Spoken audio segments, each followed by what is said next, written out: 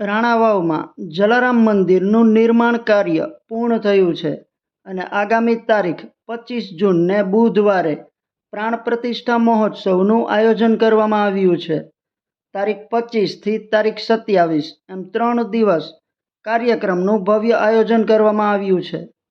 રાણાવાવ ખાતે ગોપાલપરા ભેસાસુર બાપાના મંદિર પાસે જલારામ બાપાનું ભવ્ય મંદિરનું નિર્માણ કરવામાં આવ્યું છે.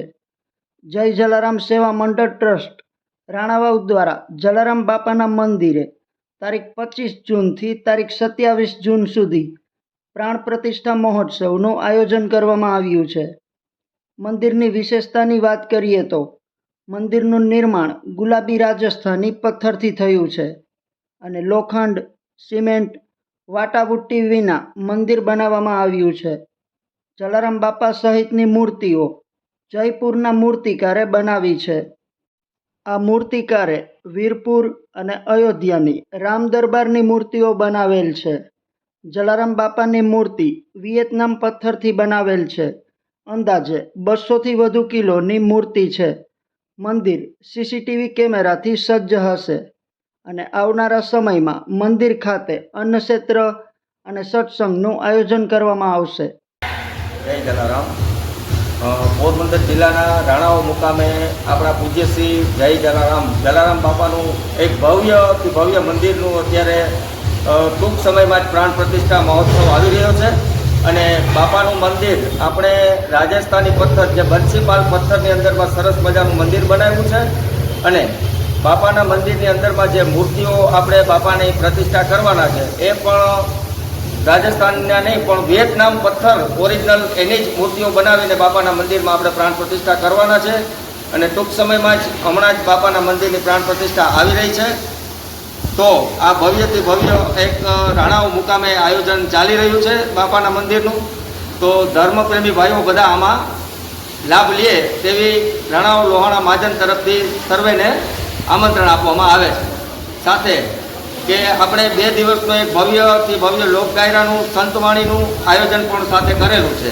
તો આ પ્રોગ્રામમાં પણ બધા ભાઈઓ બહેનો અવશ્યથી અવશ્ય હાજરી આપે એવી રાણાવાવ જલારામ મંદિર તરફથી આપ સૌને એક લાગણીભરી આમંત્રણ પાઠવવામાં આવે છે. તારીખ 25 જૂનને બુધવારે રાણાવાવ જલારામ મંદિરે સવારે 9 વાગ્યાથી દેહ સુધી ગણેશ પૂજન સહિતના ધાર્મિક કાર્યક્રમ યોજાશે. ત્યારબાદ સાંજે 5 વાગ્યે શોભાયાત્રાનું આયોજન કરવામાં આવ્યું છે. રાત્રિના 10 વાગ્યે સેનેટરી પાર્ટી પ્લોટ ખાતે લોક ડાયરો અને ભજન સંધ્યા યોજાશે, જેમાં પૂનમબેન ગોંડલિયા, લોક સાહિત્યકાર પોપટભાઈ માલધારી ડાયરો ગજાવશે. તારીખ 26ને ગુરુવારે સવારે 9 વાગ્યે ગણેશ પૂજન અને સ્થાપિત દેવતાના પૂજન થશે. જલયાત્રા બપોરે 3:30 કલાકે યોજાશે. રાત્રે દાતાઓનો સન્માન સમારોહ તથા ભવ્ય લોક ડાયરો યોજાશે, જેમાં લોક સાહિત્યકાર અને મોટિવેશનલ સ્પીકર પારસ પાંધી દ્વારા જલારામ બાપાના જીવનના તત્વજ્ઞાનની વાતો અને લોક સાહિત્ય રસ પીરસવામાં આવશે.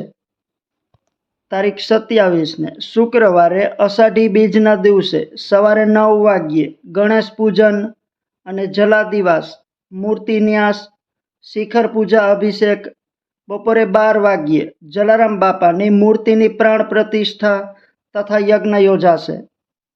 આપણે બાપાના મંદિરની પ્રતિષ્ઠા કર્યા પછી ટૂંક સમયમાં જ આગળના સમયમાં આપણે દર ગુરુવારે અહીંયા એક સરસ મજાનું સત્સંગ અને પ્રસાદી અને આગળના ભવિષ્યમાં એવો પણ વિચાર છે આપણો કે કાયમી માટે એક અન્નક્ષેત્ર ચાલુ રહે બાપાના નામ ઉપર. જેવી રીતે વીરપુર બાપાના ધામમાં અન્નક્ષેત્ર ચાલુ છે ને, એવી જ રીતે આપણે રાણાવાવ એક સરસ મજાનું નાનું એવું અન્નક્ષેત્ર બાપાનું ચાલે એવી આપણી એક ઈચ્છા છે. તો આ ઈચ્છા જલારામ બાપા આપણી પરિપૂર્ણ કરે એવી જલારામ બાપા પાસે આપણે પ્રાર્થના કરીએ અને આ કાર્યની અંદરમાં બધા આપણા રઘુવંશી ભાઈઓ આગળ આવે અને સાથ અને સહકાર સાથે આપણે અન્નક્ષેત્ર પણ ચાલુ કરશું ટૂંક સમયમાં જ. એમ જય જલારામ.